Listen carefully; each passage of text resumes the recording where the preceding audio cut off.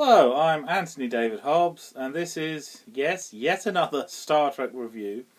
Now, I've done so many, so how is this one any different? Well, put simply, this review is not about a specific Star Trek, no, it's about Star Trek in general. And I thought I should do one like this because the franchise is 50 years old, and I suppose my visual aid is, well, this t-shirt here, yeah. Not actual Star Trek merchandise, it says Space Cadet on it, but, well, the next best thing, yeah. That image there, you think Star Trek, yeah. It is part of our culture and it's in the back of our minds, yeah. So this is a pun on Star Trek merchandise. Anyway, the point is, well, my earliest memory of Star Trek, well actually it was parodies of Star Trek, yes. I saw this thing, it was Captain's Log, where he's writing on a piece of wood, the great gag there, Captain's Log. And then afterwards, Captain Kirk is investigating a strange alien being that's doing some strange singing, and then he finds it, and the alien's going ah ah ah, the Star Trek theme tune, yeah. So I got that Star Trek was a big deal, yeah. I just I would have found the jokes a lot funnier if I'd actually seen the thing itself. I saw a snippet of an episode, but then I saw and there was a comic parody of it in a comic book called Star Trail, you know. So yeah, and I remember another parody of it, Captain Cake and the Star Trek Enterprise, you know. But anyway, eventually I saw Star Trek 3, yeah, which I thought was very good, yeah. And then I saw Star Trek 2, and I was so impressed by that one that I not only got into Star Trek, I got into science fiction in general after that year. Before then, Space Adventures was not on the top of my list for entertainment. Well, all that changed when I saw Star Trek 2. That was when I was almost 10, yeah. So it's lasted 50 years, or some could say 52 years, because there was the Christopher Pike one in 64. But okay, Star Trek started getting popular 50 years ago, yeah. And so why has it lasted so long? Well, a number of reasons. I think one of them is because when people saw Star Trek when it was brand new, then they get married and have kids, and their kids see it on the telly, yeah. And then they tell their kids how great, so their grandkids, and then great-grandkids, so it's passed on from one generation to the next, yeah. It's part of our culture, it's part of everywhere, yeah. My dad was never the biggest fan of Star Trek, but I remember my mum saying she liked it, yeah.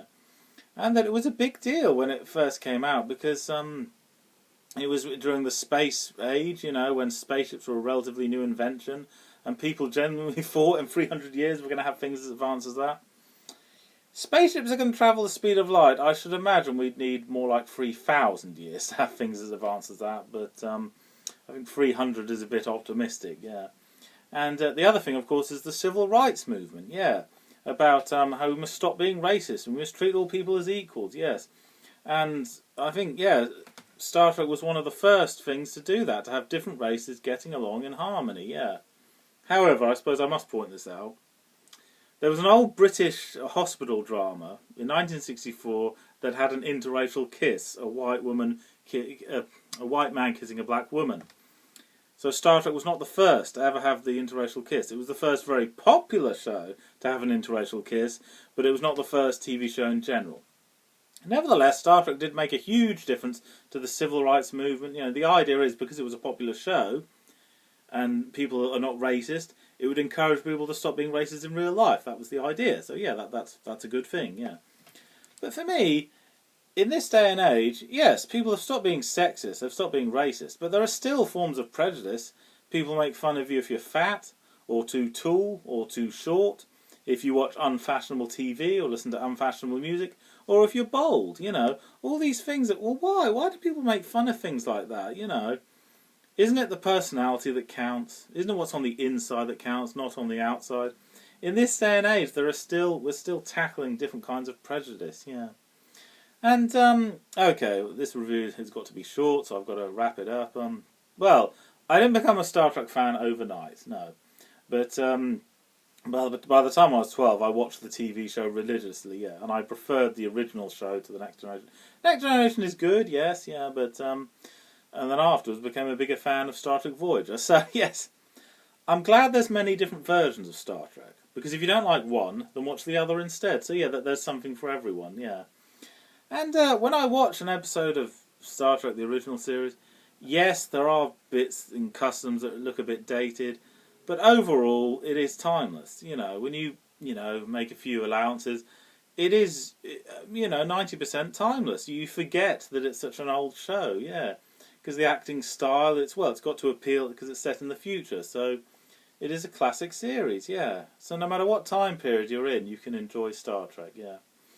And, Gene Roddenberry said, in a nutshell, Star Trek is about the human adventurers just beginning. We have great potential to invent amazing vehicles that can take us anywhere, yeah.